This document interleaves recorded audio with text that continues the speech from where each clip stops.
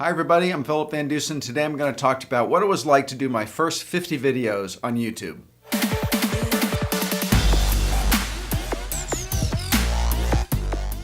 Hi everybody, welcome back. I want to do something a little bit different today. I want to talk about what it's been like to do my first 50 videos on YouTube. So I can help those of you out there who are either starting your own channel or considering starting a channel, and to share a little bit about what's been easy, what's been fun, but also what's been hard and challenging about doing my channel. So I get asked a lot, why did you start your YouTube channel? Well, I started because I've had a long, successful career in designing and creative management, and I want to share some of my experience with either young designers just starting out, those a little more advanced in their careers, entrepreneurs, as well as small business people who need to know about design and branding for their businesses. So I wanted to share some of that knowledge. It's also been a growth goal of mine to create regular content. So I made a goal last year that I was going to put a video out every week for the year. So 52 videos in 52 weeks. Another reason I started my channel is because everything is going to video. Everything is going to movement. Everything is turning into more entertainment. Static design is still obviously important, but so much is moving to a more of an entertainment kind of milieu that I really felt like I wanted to evolve my practice and my content into that arena. Video is also a great medium in order to repurpose your content for other platforms. So you can repurpose video content, what you say, the copy for blogs or articles. You can repurpose the audio for a podcast. There's all sorts of ways that you can take video content and repurpose it across other mediums. Another thing I wanted to do is I wanted to challenge myself. So I always challenge myself to grow, learn, and change. And video was one of those things that I had never really gotten into creating in my career. So I wanted to create a new platform for my content. So I got into video and started my channel. I also wanted to capture and put out there into the world a lot of what I know. So I've learned a lot of things and gathered a lot of experience over my career that can help and benefit other people, either business people or designers. And I wanted to put that down in a format that could be used over and over and really experienced by people to help them learn and help them grow.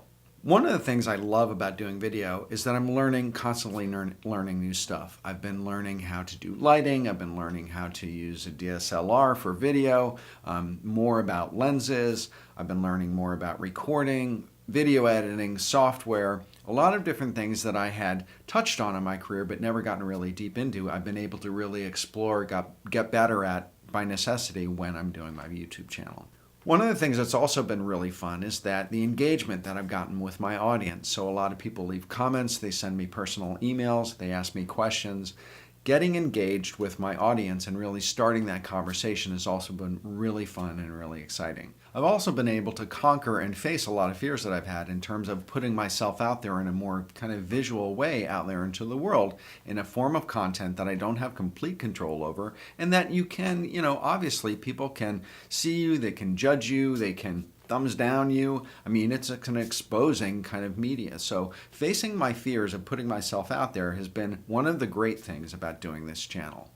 Another fantastic thing about my channel is forced me to really use and exercise that creative muscle that I talk about. I've done previous videos about what it's like to develop and really flex and make stronger that creative muscle. So doing video is a very different kind of content than I've done before, and so capturing ideas, putting together speaking notes, figuring out a way to boil down very complex subjects into a 3 or 4 or 5 minute video has been very challenging, and it's been a way for me to flex and use a very new creative muscle. It's also helped me get better at capturing ideas and kind of getting them down on paper and kind of clarifying and crystallizing that idea so I can get it across to you guys in a really easy to understand way, in a way that you can make useful in your businesses or your careers. Also, building the processes and the methods for producing my videos, putting them out there in the world, posting them, and also promoting them has also been a lot of fun.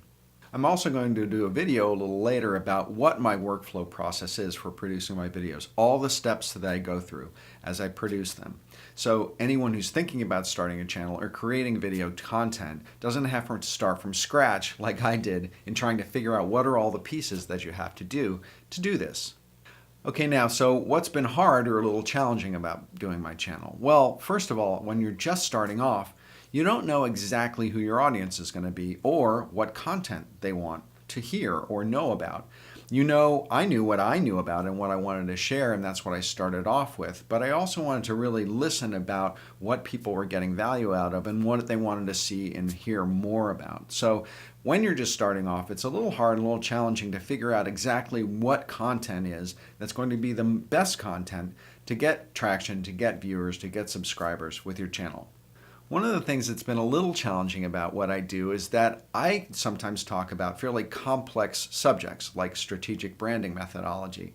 Those sort of things you could have an hour lecture on, but I try to boil the concepts down and communicate it in a way that I can get through it from a 3 to a 5-minute video, sometimes a little longer. But how do you communicate those sort of subjects in a really tight, clear, short form? So that's been one of the challenges for me as I've developed my channel. At the beginning, it's really hard to get feedback because you don't have a lot of subscribers, you're not going to have a lot of views. So it's very hard to tell what people want when you don't really have that much of an audience. And it's also hard to stay motivated when you have no audience and no views. So to continue to take the time and the energy to develop and put out quality content on a regular basis when you're not getting that constant feedback, that positive feedback or negative feedback that's going to keep you motivated, is one of the hard and challenging things about starting a channel. One of the other things that I found was a lot more time consuming than I thought was doing promotion. So promoting my videos on Twitter or LinkedIn or on posting them on my personal website, putting them in my blog, adding them to my newsletter, creating the channel artwork, creating the channel descriptions, the meta descriptions, all of that stuff that goes into producing a video and promoting your videos so they can get more viewership is actually incredibly time consuming. But I've gotten better at it, and over time you get more efficient with it, but at the beginning it can be very overwhelming. Building a subscriber list also takes time.